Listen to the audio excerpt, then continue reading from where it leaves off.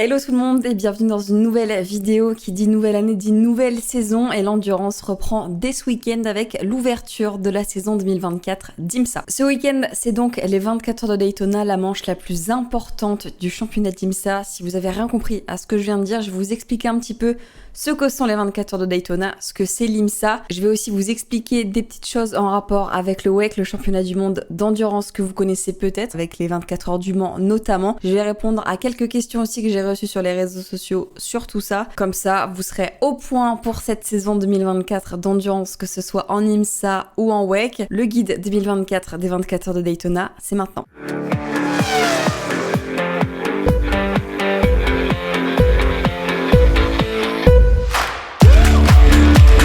Alors on va commencer par la base. Ce week-end aura donc lieu la 62e édition des 24 heures de Daytona. Alors comme son nom l'indique, c'est une course d'endurance qui dure 24 heures et qui se déroule à Daytona sur le circuit avec une très grosse partie en ovale et surtout en banking que vous connaissez forcément. Les 24 heures de Daytona, c'est la première manche du championnat d'IMSA. L'IMSA, qu'est-ce que c'est? C'est un championnat d'endurance américain. Ça ressemble beaucoup au championnat du monde d'endurance, le WEC, et on va faire les petites différences ensemble. L'IMSA, c'est un championnat donc qui couvre les États-Unis, alors que le WEC, ça couvre le monde entier, c'est un championnat du monde. Sur ces deux championnats, on a plusieurs catégories qui courent. On a donc une course avec à l'intérieur plusieurs championnats différents, plusieurs types de voitures différents, et donc à l'arrivée plusieurs podiums. Exactement comme en WEC. Alors la catégorie 1 en IMSA, elle s'appelle GTP, en WEC elle s'appelle Hypercar, et les voitures se ressemblent beaucoup puisque pour quelques-unes ce sont les mêmes. En IMSA, on a une catégorie qui roule, ce sont les LMDH, ce sont donc des voitures Le Mans Daytona hybrides. Elles roulent en IMSA et en WEC, il n'y a aucun souci. À l'inverse, les LMH, donc les Le Mans Hypercar, elles roulent évidemment dans la catégorie Rennes en WEC, puisqu'il y a Le Mans dans le nom, et entre grosses guillemets, elles ne roulent pas en IMSA. Alors sur le papier, elles peuvent, mais quand on fouille un peu, c'est assez compliqué aujourd'hui pour une marque de venir faire rouler son hypercar, sa LMH en IMSA. Il y a pas mal de codes à suivre, de réglementations, de petites choses à avoir. Il y a vraiment beaucoup de choses qui rentrent en jeu pour que ce soit possible. C'est pour ça qu'actuellement, il n'y a aucune LMH qui court en IMSA. Mais sur le papier, c'est pas quelque chose qui est interdit, c'est juste très réglementé. Et aujourd'hui, aucune équipe ne prend ce pari-là. Dans la catégorie GTP, donc dans l'IMSA, la catégorie Rennes, on a des LMDH que vous connaissez forcément, comme par exemple la Porsche et la Cadillac. Elles roulent tous les deux en IMSA et en WEC. Elles font les deux championnats. En IMSA, on a aussi la BMW qui roule cette année et qui roulait déjà sur la saison dernière. Elle ne roulait pas l'année dernière en WEC, mais cette année, elle rejoint le championnat. Elle sera notamment exploitée par l'écurie WRT. Donc cette voiture, vous allez aussi la retrouver en 2024 sur les deux championnats. Et la quatrième et dernière voiture qui roule pour l'instant en IMSA, c'est l'Acura. Acura, donc c'est une marque du même groupe que Honda. Alors certains m'ont demandé pourquoi elle ne roulait pas en WEC. C'est pas quelque chose qu'ils ne veulent pas, c'est juste qu'il y a beaucoup d'entités Acura, Honda, que pour que l'Acura roule en Europe, donc en WEC, il faudrait qu'elle soit sous l'entité Honda. Sauf que l'exploitation devrait se faire soit par Honda Europe, Honda Japon, enfin tout le monde se renvoie un petit peu la balle et du coup ce projet avance pas. C'est pas impossible que dans les prochaines années Acura, Honda viennent en WEC. Pour l'instant, c'est pas le cas, mais du coup Acura est bien présent sous le nom Acura en IMSA, en GTP. On a donc ces 4 marques de voitures présentes dans la catégorie Rennes de l'IMSA. Au niveau des voitures, on a 2 BMW, 2 Cadillac, 2 Acura et 4 Porsche, 2 exploitées par Penske que vous connaissez aussi en WEC et une par Proton que vous connaissez aussi en WEC et une par GDC Miller. On a un petit changement par rapport à 2023, donc évidemment il y a 2 Porsche en plus. L'année dernière on n'avait que celle de Penske. C'est au niveau des Acura. L'année dernière on avait une du Wayne Taylor Racing qui est toujours là, la bleue, la numéro 10. Et l'année dernière, on avait une autre Acura, la numéro 60, qui était celle du meilleur Shank Racing, qui avait d'ailleurs eu une victoire controversée aux 24 heures de Daytona. Les points de la victoire leur avaient été retirés, même s'ils avaient gardé le titre des 24 heures de Daytona. Le meilleur Shank Racing a quitté l'IMSA, et donc WTR, le Wayne Taylor Racing, a racheté la monture de meilleur Shank, et maintenant on a la numéro 40, qui est une deuxième Acura du coup de WTR, et celle-ci, elle est rouge. Il y a une petite subtilité avec l'IMSA et la catégorie Rennes GTP, c'est qu'il y a une 5e marque qui est engagée sur la saison d'IMSA mais qui ne participera pas à Daytona. Ça fait un peu plus d'1 an que c'est prévu. C'est Lamborghini qui lance son LMDH en IMSA et en WEC en 2024. En WEC, ils seront présents dès le début de la saison. Malheureusement, en IMSA, la voiture était pas prête, entre guillemets, pour Daytona. Du coup, elle arrivera dès la prochaine manche qui est Sebring. On m'a aussi posé une petite question et je vais en profiter pour y répondre maintenant. Pourquoi Alpine n'est n'est pas en IMSA. Alors c'est vrai que quand Alpine a annoncé son hypercar, sa LMDH, il était dans les esprits de certains assez logique qu'elle parte en IMSA. C'est pas quelque chose qui est non envisagé par Alpine, juste pas en tout cas pour cette année et je pense pas pour la prochaine. Le petit souci c'est que pour pouvoir courir en IMSA, en GTP, il faut vendre un certain nombre de voitures sur le continent américain. Et je pense que c'est un des facteurs qui fait qu'aujourd'hui Alpine ne peut pas rouler en IMSA. Alors je sais pas si c'est juste que Alpine veut se concentrer d'abord sur le WEC ou juste que pour l'instant ils ont pas tous les facteurs qui s'alignent pour le faire. Mais en tout cas il y a un de ces gros facteurs qui fait qu'ils doivent vendre un certain nombre de voitures sur le continent américain. Je sais pas s'ils prennent en compte le groupe Renault complet ou si c'est que l'entité Alpine, je en ai aucune idée. Juste voilà, il y a beaucoup de facteurs pour pouvoir rouler en IMSA. Alpine je pense ne les a pas encore tout à fait, ou du moins n'est pas encore intéressé et veut faire l'IMSA, mais en tout cas c'est pas quelque chose qui est exclu totalement d'Alpine. Juste en tout cas pour l'instant ce qui est sûr c'est qu'en 2024 Alpine ne courra pas en IMSA. Je vous ai parlé de Sebring tout à l'heure par rapport à Lamborghini, je vous mets ici le calendrier 2024 de l'IMSA avec de très belles courses à prévoir. On a des endurances, des courses un peu plus courtes, il y a pas mal de différents circuits assez cool, donc franchement si vous avez l'opportunité de pouvoir suivre l'IMSA, n'hésitez pas, c'est vraiment un championnat incroyable. Donc on a parlé de la catégorie reine qui sont les GTP, on va passer à la catégorie juste en dessous et là ça va pas être très compliqué.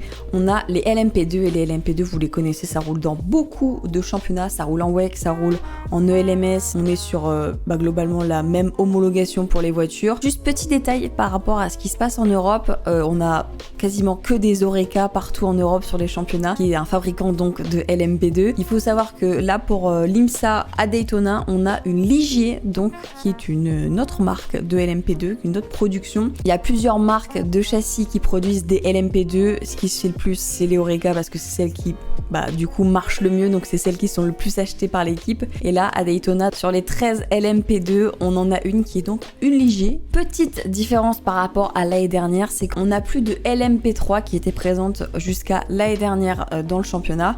Elle roule maintenant dans d'autres championnats qui correspondent à la Michelin Le Mans Cup de l'IMSA. Mais du coup, plus d'LMP3. Et du coup, la dernière catégorie, ce sont évidemment les GTD, donc GTD et GTD Pro. Ce sont des GT3 tous les deux qui répondent à la réglementation FIA GT3, ça y a aucun souci. Donc on a les GTD et les GTD Pro, exactement comme les LM GT3 qui vont rouler en WEC l'année prochaine et en ELMS, en GT World, en tout ce que vous voulez. Ça répond à la même réglementation. La petite différence entre GTD et GTD Pro, c'est que le GTD normal, ça répond un peu à la compétition client, alors que le GTD Pro, ce sont des équipes qui sont soutenues par un constructeur directement. On le voit surtout sur les listes engagées, sur les voitures GTD Pro, on a quasiment que des pilotes usines ou des pilotes gold, donc pilotes très haut classifiés par la FIA, alors que dans les GTD, on a des équipages un peu plus composés, avec des silver, des gold, des bronzes, etc. Mais pour les voitures, elles restent exactement les mêmes. C'est d'ailleurs pour ça qu'elles ont la même séance de qualification, les GTD et les GT Pro.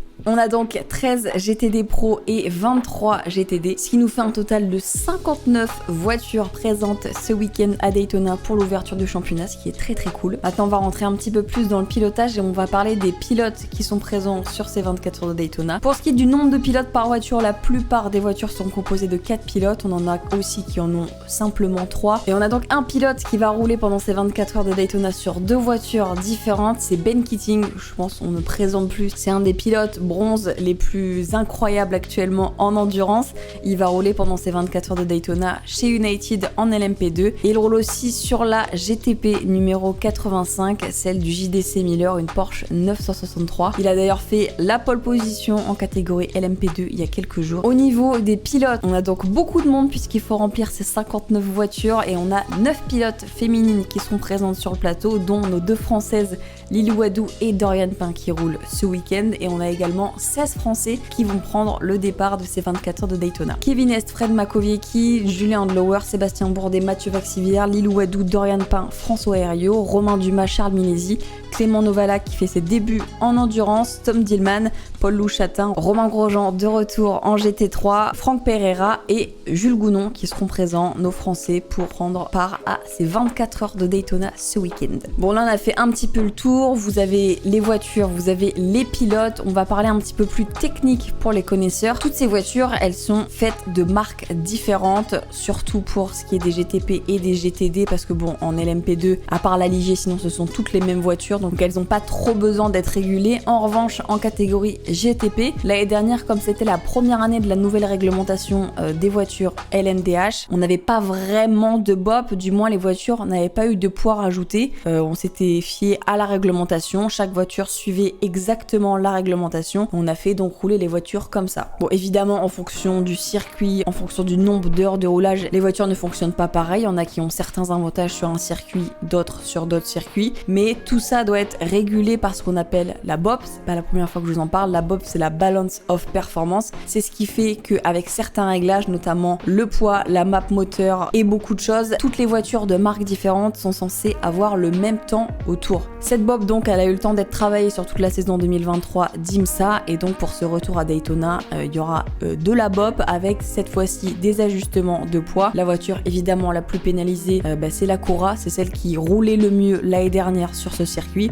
Donc c'est cette voiture qui prend le plus de poids, et ensuite toutes les autres ont pris un petit peu de poids. Cette balance de performance, elle est valable aussi évidemment en GT3, là où on a un peu plus l'habitude puisque ces voitures elles roulent sur la planète entière. La BOP est là aussi mise en place en GT3 évidemment pour qu'une Mercedes, une Ferrari, une Aston Martin roulent exactement au même temps autour. Pour ce qui est des séances et des diffusions pour ces 24 heures de Daytona, alors les 24 heures de Daytona c'est un petit peu spécial, ça se fait en 2 week-ends. Le week-end dernier on a eu ce qu'on appelle le Roar, c'est un petit peu le prologue en wake, sauf que bon là ça intègre directement le week-end de course.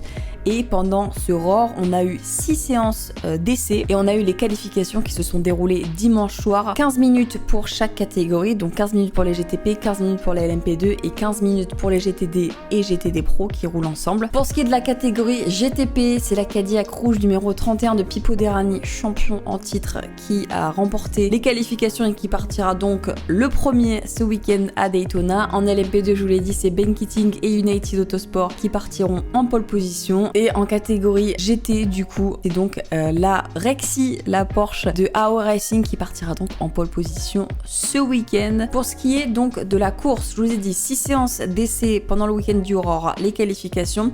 Entre ce soir et demain soir, on aura 2 fois 2 séances d'essai, donc 2 séances d'essai par jour. Vous pouvez les regarder, je vous mettrai les horaires dans la barre d'infos si vous voulez. Ça va être juste un petit peu dans la nuit parce que du coup il y a le décalage horaire.